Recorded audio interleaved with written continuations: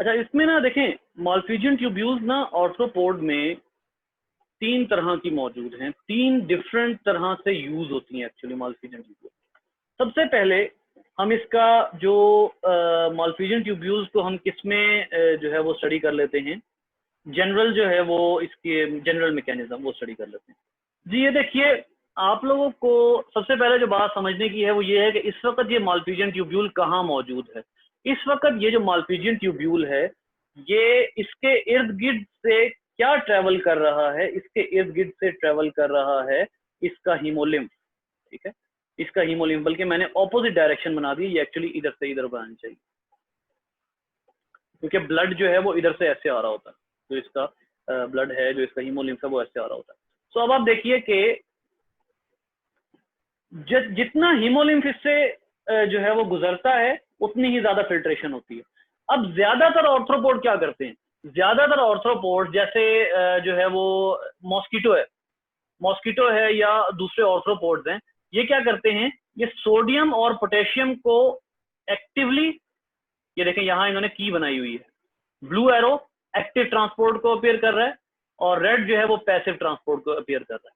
जो मॉस्किटो है वो आपको अच्छे तरीके से पता है कि वो कार्निवोरस है, क्योंकि वो प्रोटीन लेता है ह्यूमन से या दूसरे कार्निवोरस आर्थ्रोपोड की अगर बात की जाती है, तो कार्निवोरस आर्थ्रोपोड जो है वो जब ब्लड सक करते हैं ना, तो ब्लड में मेन जो कंपोजिशन होती है, सबसे पहली सबसे बड़ी जो कंपोजिशन होती है ब्लड में, वो सोडियम की होती है।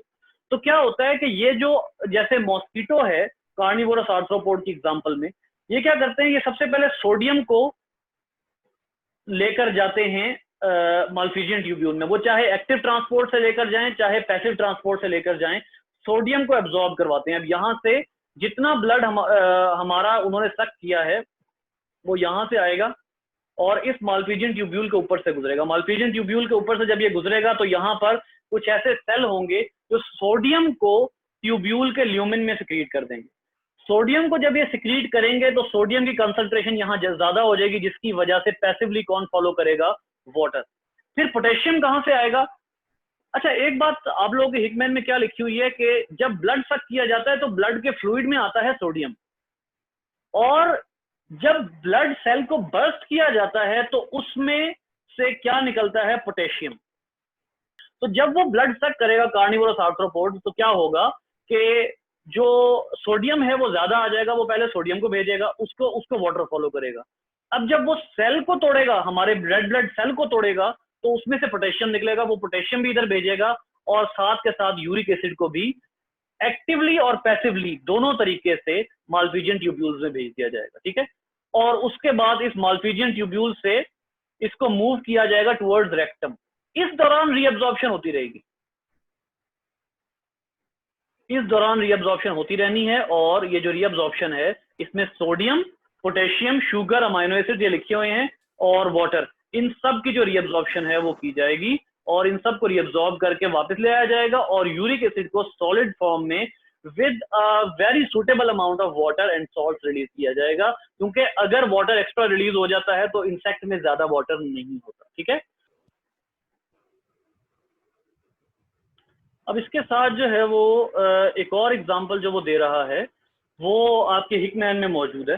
उसमें सिर्फ क्या चेंज है, वो किनके लिए है, वो वाली जो एग्जांपल है वो है हर्बीवोर्स के लिए, हर्बीवोर्स के लिए और ओमनीवोर्स के लिए। तो आप इसमें देखिएगा कि जो वाटर, शुगर और अमाइनो एसिड्स हैं ये तो जाते ही जाते हैं, लेकिन जो ये हर्बीवोर और ओमनीवोर हैं ये सोडियम और पोटेशियम को एक्टिवली रिलीज नहीं करते, बल्कि पहले ये ल्यूमिन में भेजते हैं हाइड्रोजन आयन को, हाइड्रोजन को भेजते हैं। ये सबसे पहले जो भेजेंगे ल्यूमिन में, ये हाइड्रोजन आयन को भेजेंगे। उसके बाद क्या होता है कि एक ऐसा पंप यूज करते हैं, फॉर एग्जांपल मैं एक पंप अगर बनाने की कोशिश करूं, ये एक ऐसा पंप यूज करते हैं जिसमें क्या होता है, एटीपी तो यूज होती है, लेकिन फॉर एग्जांपल अगर इन्होंने सोडियम को इनटेक करनी है ना, तो ये पहले हाइड्रोजन को भेजेंगे ल्यूमिन में, उसके बाद उस हाइड्रोजन को वापस लाएंगे।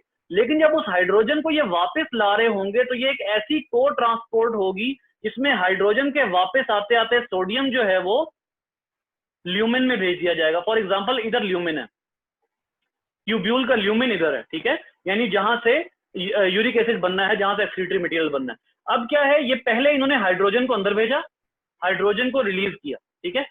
अब H पॉजिटिव को आपने अब वापस लाना है। अब आप क्या करते हैं, इस जगह पर आप यूज करते हैं एटीपी। आप नहीं, बल्कि जो ऑर्थ्रोपोड ये काम कर रहा है, फॉर एग्जांपल ओमनीवोर है, वो एटीपी को एडीपी में कन्वर्ट करके एनर्जी इधर देता है, H पॉजिटिव वापस आता है, सोडियम को इधर भेजा जाता है, और सोडियम के साथ क्लोराइड आयंस भी जाते हैं। ये किन की बात हो रही है, ये बात हो रही है हर्बीवोर और ओमनीवोर की। क्लोराइड आयंस भी जाते हैं, पोटेशियम को भी इसी तरीके से, इसके साथ साथ पोटेशियम को भी इसी तरीके से अंदर भेजा जाता है। वाटर पैसिवली फॉलो करता है, और अल्टीमेटली एंड से ये सब कुछ एब्जॉर्ब कर लिया जाता है।